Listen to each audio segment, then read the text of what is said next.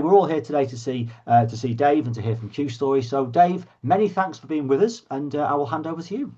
Oh, thank you very much, Phil. Hello, everybody. As Phil's just said, I'm David Priest, and I'm a pre-sales consultant for QStory, and I'm delighted to once again be delivering a tech showcase at the Forum's virtual customer strategy and planning conference. I think this is about the fourth or fifth one that I've done. So I can see you all out there on Zoom. So nice to see some waves there, and it was great to see so many familiar names and faces on the session, as well as some less familiar faces that I'm sure that I'll get to know really, really well over the coming weeks, months, and years. Welcome everybody to the session. Now, as people who know me will testify, I love talking about the QStory platform to as many people as I possibly can. And thankfully, I get to do it quite often these days. So you're in good, capable hands. So just sit back, relax, get yourself nice and comfy, get a brew, and let me take you through QStory's new back office solution. Now, it's fair to say that this isn't the first time that QStory have spoken at a forum event about the back office. In fact, we did it last year at the in-person customer strategy and planning conference way up in Newcastle. So as you can see, there's me expertly and artistically highlighted here on stage. And just slipped past one there, but I was on stage with QStory's product director, Barry Jones, who I've highlighted as well, just in case you missed him. And here you can see that our topic was we're solving the back office challenge. Now, on the day, Barry and I spoke at some length about how QStory's vision about how the black hole of back office operations was going to be transformed by the work that QStory were undertaking. It was heady stuff, to say the least, and it's fair to say that it did provoke a little bit of a stir in the room, because after our slot on stage, our stand at the expo was thronged with planners, all desperate to hear more detail about the solution and about how we could transform their back office operations. So we thought it was appropriate now in this tech showcase to actually show you our solution and to demonstrate how easily it can provide you with the answers that you've been looking for in your back office plans and your back office operations. But before I get there, let me detail just what we at QStory believe are the issues that face back office departments everywhere today. So I think everyone on this call knows that there are a number of different challenges that affect planners and managers in back office departments. Firstly, there's a lack of visibility of true back office workloads. So whilst businesses can understand to the nth degree how many items they have to deal with in a backlog or a queue, it's very difficult to obtain true handling times for individual pieces or types of work. And as a result, how much actual work is outstanding at any one time, how many hours of work is actually waiting to be done, that's really difficult to ascertain. And now, if you don't know how much work there is to do, it's nigh on impossible to understand how much resource you need in place to do it. And it's also very difficult to predict whether you're going to hit your targets or miss them and disappoint your customers, generating failure demand in your inbound world. Now, the same can also be said for true productivity data. If you can't measure how productive your workforce is, then it's natural to make one of two assumptions that tend to fall either side of a very bold and stark line. They are either everyone is working super productively and is rapidly approaching burnout. This tends to be the team managers and operational managers' viewpoint. Or alternatively, people are not being productive at all and are using the lack of readily available productivity data in your back office as some form of cloak to hide their inactivity behind, lounging around and playing with paper airplanes, if that graphic is to be believed. Now, this you'll find is the typical viewpoint of the rather more skeptical and world-weary planner amongst us. And look, we all know that the truth is obviously never as black and white as all that. But without any reliable data to back it up, your guess on productivity is probably just as good as mine. And this can lead to a very significant blind spot on something that is fundamentally really important. Just how big does your back office environment actually need to be? So let's say, just as a for instance, you've got 200 agents in back office roles. Is that the right amount? Do you really only need 150? Do you need 300? In all honesty, who knows? Because when dealing with back office environments, businesses are often operating on vague assumptions, and that can obviously result in some imperfect conclusions. Sure, the fact that your backlogs keep going up and up suggests that you do need more heads, but previous experience tells you that throwing more resource at the problem doesn't resolve matters. Backlogs continue to rise and rise. And that's because the decision to hire more bodies was based on an incomplete set of data and incorrect assumptions, which generated inaccurate metrics. Now, in addition, an overall lack of accurate data on handling times, productivity, and your current performance against your goals makes it almost impossible to understand what processes, if any, are broken, and also to identify your star performers and those agents that maybe require just that little bit of additional development. Now, importantly for us planners, our planning assumptions, those lovely variables that drive all of our capacity plans and all of our future hopes and dreams, cannot meaningfully be challenged, and therefore our plans are slow to improve. Often the same misconceptions that dog those plans today will also dog them in the next quarter and the next year and so on. I just want to point out there that I really love that happy little snail. He's a really happy little fella. But all in all, planning for and managing a back office environment can often be largely based on gut feel rather than any observable or challengeable metrics. And that means that there's often an unavoidable sense of best endeavors to operate in any back office area. And, well, you know what we're like in QStory. All of those challenges got us thinking. If QStory could produce a system where an up-to-the-minute report of how long it's taken to complete an individual piece of work and type of work could be collated, and where your current performance and your queue status could be accurately measured and reported on, then users could start to make data-driven decisions on when and if support was needed for, or even if it was available from, your back office environment. It could act like, as we've termed it, a back office ACD, full of juicy, rich data for planners and ops managers to feast on. That's data that can help you to understand the real situation in your back office area today. So, with that in mind, we got busy and we started building Work Item Manager. And here's what we did. Work Item Manager is an additional module within the QStory platform. It's been designed specifically to allow the quick and easy upload of back office work tasks into the system. Now, because we know that the data at your disposal can come from a wide variety of sources, for instance, Zendesk, Salesforce, Outlook inboxes, ActiveOps, the list goes on. Because of that, we've made our upload process simple and as low code as we possibly can, a simple CSV file. Of course, if we can link in with your instance of Zendesk, Salesforce, etc., we will be able to load the data into QStory automatically, but if not, a simple CSV file will do the trick. But regardless of the method of upload, once those work items or tasks are in QStory, agents can then use their QStory agent UI to access a work item and start to process it. Once the agent has grabbed a work item, something crucial happens. QStory begins to capture the actual handling time for that task, storing that away for reporting and comparing with your assumptions later on.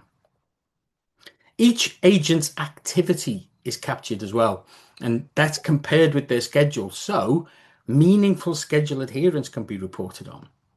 And we can go on to produce a detailed view of agent productivity using QStory's extensive reporting suite. So think about what that means for a moment. Using QStory, you'll be able to report on back office workloads, progress in your back office areas, and back office productivity all in real time. Now, we believe that this is transformational for back office operations just on its own.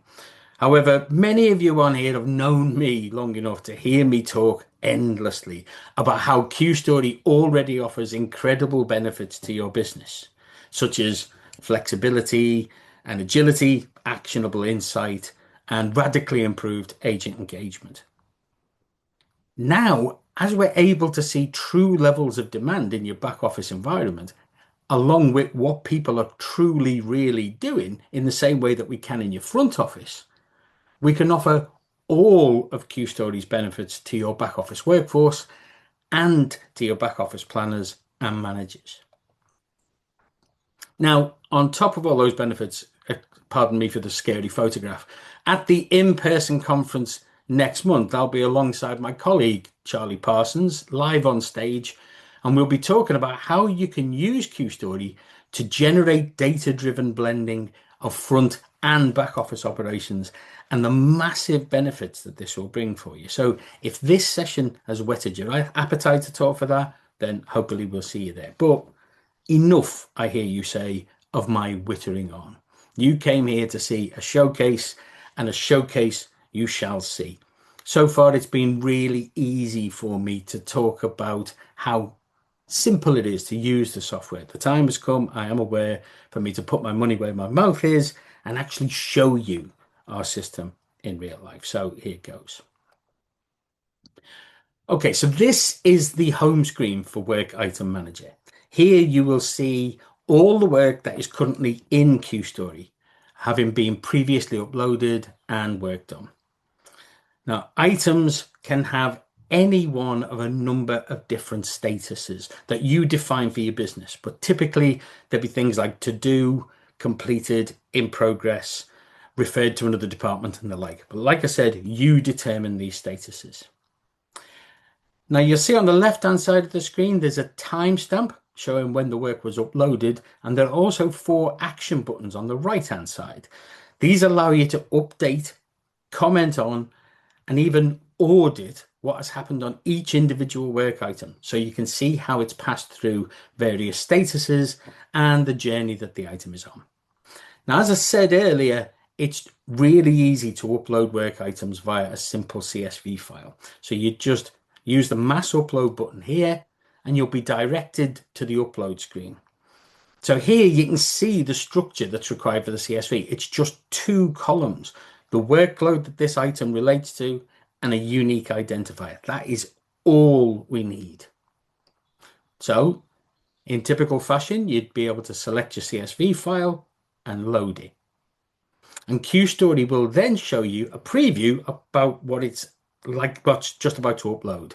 If anything needs validating, like an identifier is repeated or in the wrong format, QStory will prompt you to validate certain items as it's doing here. We're going to delete this duplicated entry by clicking in that checkbox and then scrolling to the top of the screen and clicking the delete icon. Once everything is okay, you can set the status that the uploaded work items need to be set at. In this case, they're all going to be to do as they're new items to be worked. And then you can click the save button to submit. And that's it. All of your new incoming work items have been added to the list of work to be completed by agents. They've been added on top of your existing backlog items.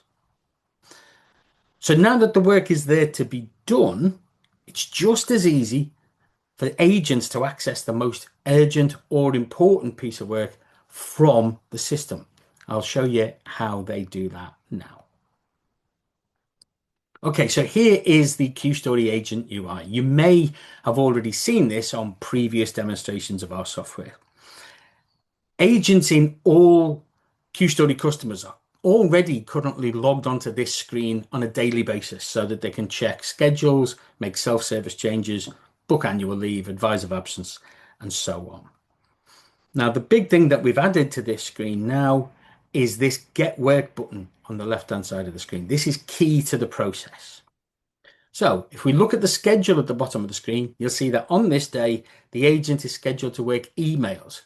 So if the agent clicks Get Work and confirms it here, then they'll have a piece of email work delivered to them. This will be the most urgent or the most important piece of work based on how you've configured your workloads within QStory. So the agent can either copy and paste the unique identifier into your CRM system to access the work, or they can click the link below that to go directly to your CRM and that record if we're connected to it. But once they've accessed a piece of work, you'll see that that Get Work item button becomes inactive. The agent can't decide to pick up another piece of work. They must complete this one first. So now they can complete that piece of work in your relevant system. However, the key thing is that at the moment they've accessed that piece of work, we're recording the handling time. The clock is ticking in the background. Now, the agent can pause the piece of work so that they can go and get help, or they can go to the toilet, or to pick up a telephone call if you're doing blended work, and the handling time clock will stop. They can then resume the clock when they're ready to. Now, when they've finished processing this particular item, they can click the green icon that's on the screen here and then tell us what they've done with the piece of work, if it's been completed, if it's referred elsewhere, or whatever. We're going to add a little comment in here about what we did, and then we will then click submit. Now, once it is complete, you'll see that the Get Work button becomes active again. So the agent can then get on with grabbing hold of the next task and processing that one. And that's that, really. It's that simple a process for both administrators to load the work and for agents to grab hold of the work. But even though it is simple and intuitive, what QStory has done through that process that you've just witnessed is fourfold. It's collected actual true handling time for the particular piece of work, which agent has handled it, what happened to that piece of work, so what's its new status, what journey is it on, and the agent's current status against their schedule, all to be used in real time and historical reporting elsewhere in the system. Now, it's deceptively simple Work Item Manager, but it's hugely effective in giving massive insight into how your agents are working at any given time or on any given day, and how your department is truly performing. Now, I mentioned reporting there on that subject. Let's have a very quick look at some of the reporting options. Now, this isn't an exhaustive list by any stretch of the imagination. So, first, we have some user-definable dashboards which show both real-time and historic data for your back office workloads. So you can see here just a sample of some of the dashboard elements showing work completed, work by status, average handling time, amongst others. We've got a queue summary wallboard type screen, which gives you a real-time view of your back office queues and your work in progress, along with work that's been completed and average handling times for recent intervals and for the day so far. This particular screen provides you with genuine insight into the peaks and troughs of your back office performance, and it points you towards any actions that you may need to take around queue management to avoid bottlenecks. And we also have a work item report. This has multiple perspectives or run modes, allowing you to interrogate the data in a number of different ways. For instance, by agent group, by task, by status, many, many more. Anyone who's already seen QStory before, they'll already know there's lots of other reports available. This is just a tiny, tiny selection to give you a flavor of the real-time and historical nature of the reporting that's available in your back office environment. So, in summary, QStory has created a new set of tools devised to be an aggregator of data from various different sources, a provider of insight and total transparency into your back office work, and a tool that bridges the gap between your front and back office teams, providing the same levels of flexibility and empowerment to back office staff as the front office get. And we at QStory are acutely aware that this new module, this transformational piece of kit, can become so much more to individual businesses as they tailor it to solve their own particular bespoke challenges. So, we're encouraging businesses with discrete or blended back office functions to jump on board with us and help us to realize the enormous potential of this software. Because without wishing to be overly dramatic, heaven forbid, the possibilities are endless. So get in touch, let us demo it in more detail, and let QStory empower a better everyday for your business. Thank you very, very much, everybody, for listening. I hope that was insightful and enjoyable. Superb. Dave, really enjoyed it as always. I think there's a number of things you touched upon there. I thought, in particular, just articulating what is a key challenge to many organisations. It often is, it's too big a rock to lift up, isn't it? So it's sort of, let's just leave it, because again, there's some good intentions, aren't there, in the back office? Lots of great experience, lots of great gut feel. But that's what it is. It's just good intentions. There isn't that visibility. There isn't sight. And I think that's so important that there's tools out there that can make it easy. I know you described it as easy, but it's not always as easy as you think, is it? So we've got a couple of questions that are in on the chat, and there's one I wouldn't mind asking as well, actually, because what looks there really good is around how you track start times when it finishes, which advisor is doing it as well. But what about that classic sort of hidden time, that sort of indirect time that isn't necessarily tied to a specific work item? Is there anything that can help track some of that? Yeah, absolutely. So when you're clicking the pause button to stop the actual handling time clocks from running, um, if we couple Work Item Manager with another one of our little features called agent will then tell us what it is that they're doing. So we'll be able to capture that indirectly occupied time. On top of that, every time an agent goes into a non-productive state and goes into pause on one of those work items, that will affect their productivity data. So even in the productivity reports, you'll be able to see a very obvious gap in an agent's day. They did 5 work items in an hour, but the actual handling time for that equates to 48 minutes. Their agent status should then be able to add up to the extra 12 minutes. So you'll be able to get a real view about what agents are doing and what is preventing them from being as productive as they need to be. As well as that, it gives you a load of insight into your long-term plans as well. Because if that is genuine agent behavior and that is genuinely how productive your back office environment is going to allow you to be, then you need to build that into your plans, your capacity plan, so you can understand how big your problem is in the back office environment. Oh, good answer. And just building on that, then it's again a lot of these in the classic example in the back office, advisors who've been working there haven't been tracked, haven't been measured, like our contact center. So how do you overcome that sort of we're now every step is being watched and we're tracking productivity? Do you think is a big sort of communication sort of exercise required as well? I think so. I think with any change, it's about understanding culture and it's about understanding how to make it land. But one of the things that we were concerned about is that possible bringing Big Brother into the back office environment and whether people would really feel under a lot more pressure as a result of that. And with the customers that are using it at the moment, we don't believe that agents are feeling like that because culturally it's landed really well. I think most agents are happy with the solution because this then gives them an opportunity to show their bosses and the business just how truly productive they are.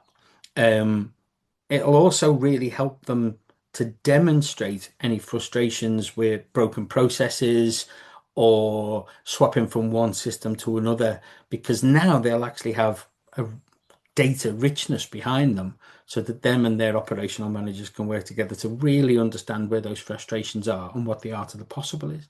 I Mm. think, yes, there is though that perception that nobody is doing anything in the back office. And there's also that perception that people are burnt out. The truth probably is somewhere in the middle. And I think for those agents who now have the opportunity to show their bosses, look, this is the work I have to do on a day-to-day basis. I do believe that a majority of the agents are really welcome in the oversight that the systems bring. Yeah. Lovely. Thank you, Dave. A couple of other questions we've got here. This is really good for areas such as complaints, but is there an option to work multiple cases or tasks at the same time whilst measuring handle time per task? Okay, so multiple cases at the same time? No, no, not at the moment. So as we said right at the very end there, we're looking at where we're looking to work with as many businesses as possible so that they can come to us with questions like that about their particular setup, and then we can start to build the functionality in around that. At the moment, it's very much a case of we're delivering the next piece of work to an agent to prevent cherry picking, and you will work that one to a conclusion and then you'll move on. If if that task is part of a longer process and has multiple touch points, we can certainly deal with that so that as you finish with a piece of work, you'll change its status to, I don't know, awaiting customer response or something. The work then will go back into the pile of work to be done, and it'll have a service level associated with it. And then at the appropriate time, it will be delivered back to an agent to complete. But in terms of dealing with two or more things simultaneously, at the moment, we don't have that functionality. Okay.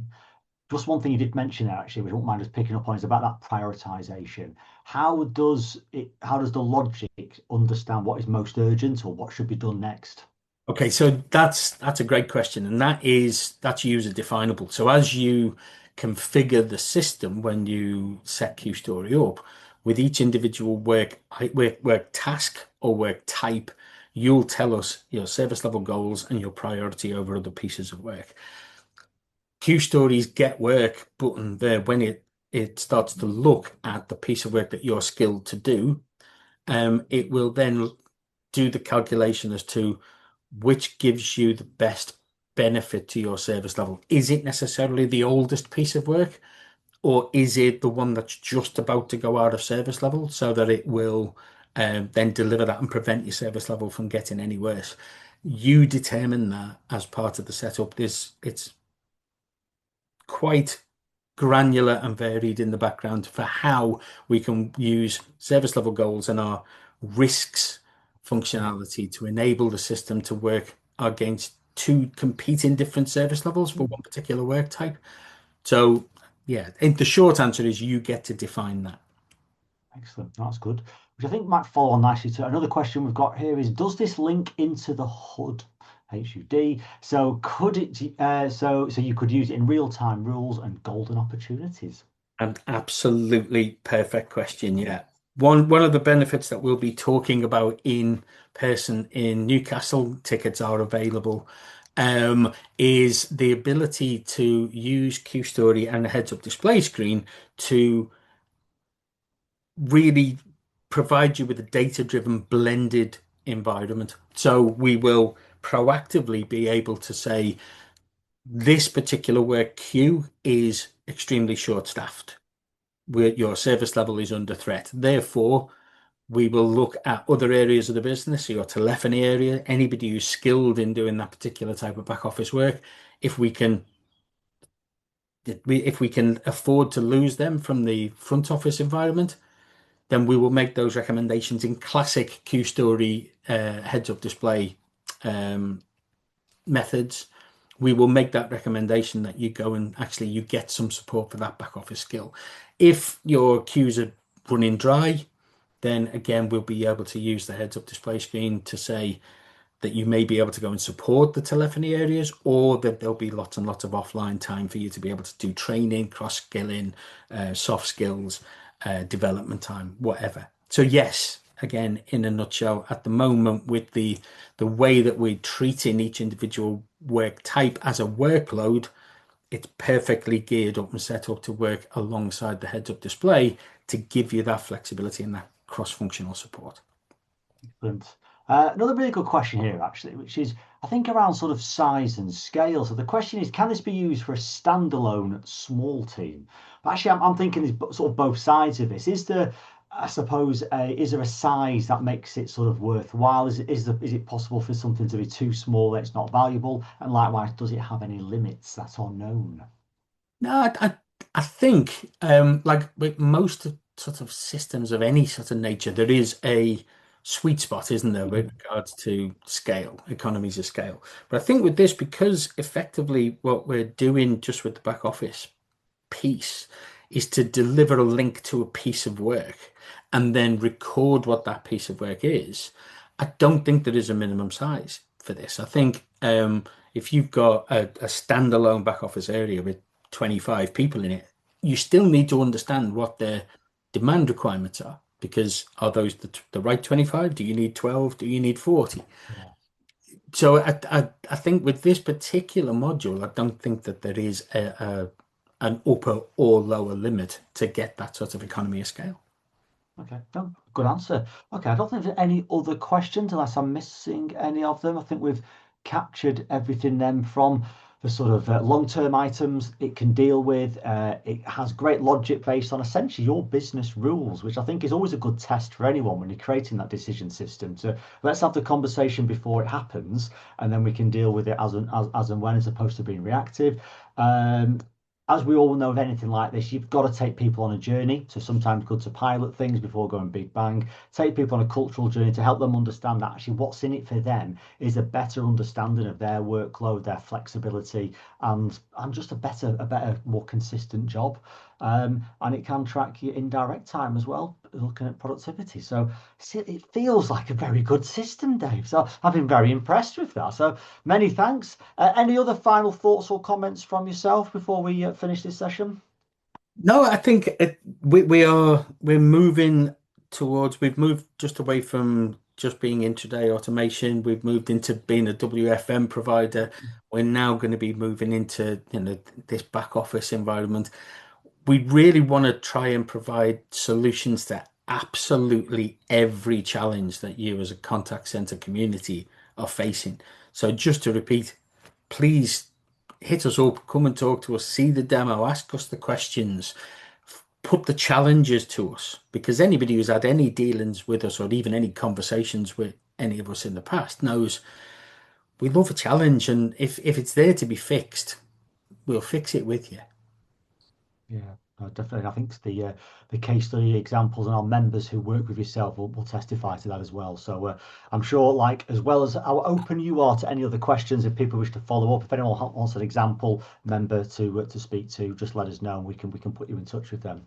Dave, that's been superb. As always, thank you so much to everyone who's joined live and everyone who watches on demand. Like everything that we do, it all forms part of your learning, your accreditation. So please take the time to just scan the QR code, and it helps track your learning. It's your little learning log, because do you know what? Again, if you don't write it down now, before you know it, you get back to doing your day job and you forget about it and you think, what was that great idea, that great line, or those few things that was mentioned in that? So capture your learning now and then commit to make that difference, because that's what it's all about. Not just knowing stuff, it's doing something with it. So think about what have you learned and what will you do differently. And we'll look forward to seeing you all in the coming sessions, as well as in the coming weeks and coming months. So Dave, thank you once again to yourself and the QStory team. Alison, thank you for looking after everything in the background, and we look forward to seeing you all very soon. Thanks very much, everyone.